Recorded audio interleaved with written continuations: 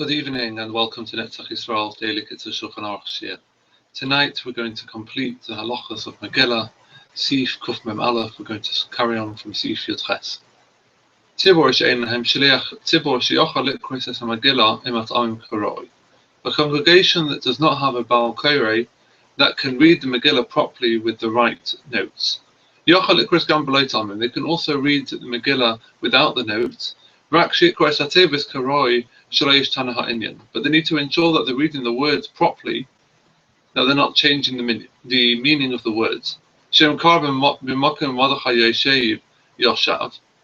example, if he read, instead of a Mordechai Yoshev, Mordechai was sitting, he read it, the vowels incorrectly instead with Yoshav, meaning he did sit past tense. Or instead of reading Haman was falling, he read and Haman fell, or mistakes like that. I feel with the evidence that one hasn't fulfilled the obligation of hearing the Megillah. One can pencil in, one can write into the Megillah the different vowels and musical notations, that one can read it properly if necessary,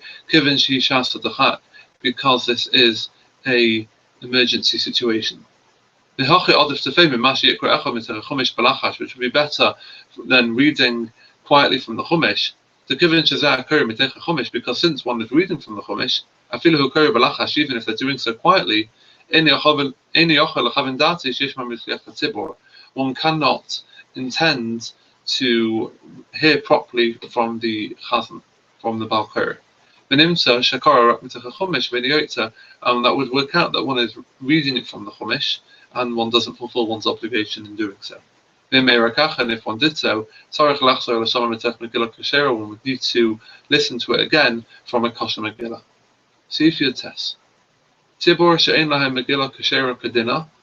A congregation that does not have a properly kosher Megillah,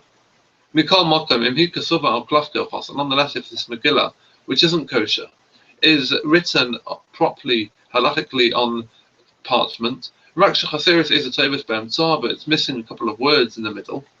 Since it's not missing a full topic, Shulchan Aruch is a bit vague as to how much can be missing, but presumably a couple of words are missing. One can read properly from the Megillah, even with the brachos for the community. And the missing words, the one reading can read them either off by heart, or you can read those couple of words from a printed text. However, if one doesn't have a Megillah at all, or it's missing a significant part in the middle, or the very beginning or the very end is missing, then everyone should read the Megillah themselves from a printed text from Chumash, and do so without a bracha. And an individual that does not have a kosher Megillah, he only has a possible one, for example, it's missing a word or two, such a person should read it without the bracha. So this dispensation for reading a Megillah that's not totally kosher only applies to a community. Sif Chof. Avel Terch Shiva. A mourner during the week of his mourning for a relative, Noeg B'chol Dinei Avelos, has to abide by all the laws of mourning, and he is forbidden from seeing any types of rejoicement. However, one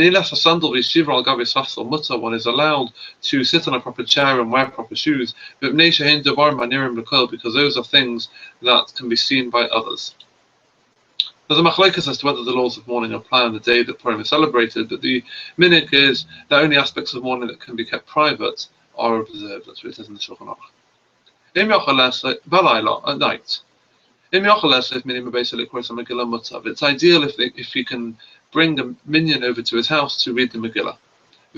And if that's not feasible, he should have a marriv at home, and then go to shul to hear the Megillah being read.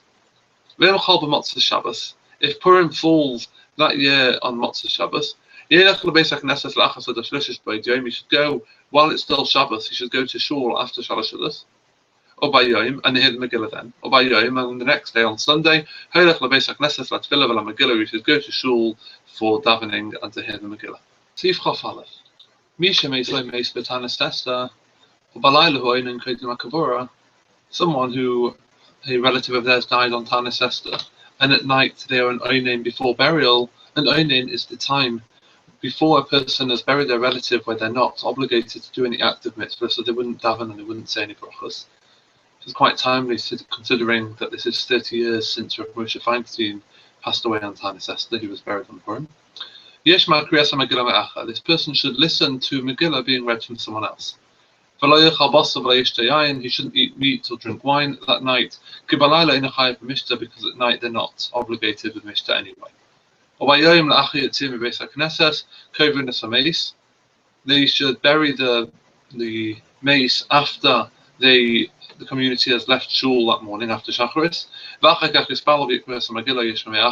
Following which this person should daven, read the Megillah or hear it being laid by someone else. One has fulfilled their obligation if they heard the Megillah being read before burial, however, it is ideal to listen to the Megillah being read again without the brachos afterwards. But one shouldn't lay tefillin that day, even after the burial, because it's the first day of his shiva. If one is in an oinin state during the day of Purim, one is allowed to eat meat and drink wine. Seif base, the Shacharis, the morning davening and Megillah, laning, how does it all work? As follows. Mashkim in the Beis HaKnesses, one gets up early for shul. After Shemona Esrei, the Chazan says half Kaddish, as in one, just like one would do on a normal day when they don't say Tachanun. But Kurim B'Torah, Parashat Vayavai Amalek, Gavri, one reads 3 aliyahs from the Parashat Vayavai Amalek, La'achaka Chatzi Kaddish, followed by half Kaddish. And they read the Megillah after they put the Sefer Torah back in the Aron Kodesh. The paragraph Hashahini which we read at night, one does not say after the bracha following the Megillah. After one has finished the paragraph following the Megillah, one says the famous paragraph, famous song Shoshanas Yaakov. One then concludes davening with Ashrei V'Latzion and complete Kaddish. One does not remove the tefillin until after reading the Megillah, because it's written inside the Megillah, and the words Vikar V'Darshinon Chazal explain, Elu tefillin refers to tefillin. Similarly, in Yesh Milah, if there is a bris milah in shul that day, Molin Koyim Kriyas HaMegillah, one does the bris milah before Kriyas HaMegillah, Mishum Dechsiv V'Sosay, because it's written in that pasuk V'Sosan and rejoicement. Zumila, which Chazal explain, refers to bris milah. Sif Chaf Gimel. Ereshim Mukafas Chaimim in Moshe Yeshua ben Nun, a city which is surrounded by a wall from the time of Yeshua ben Nun.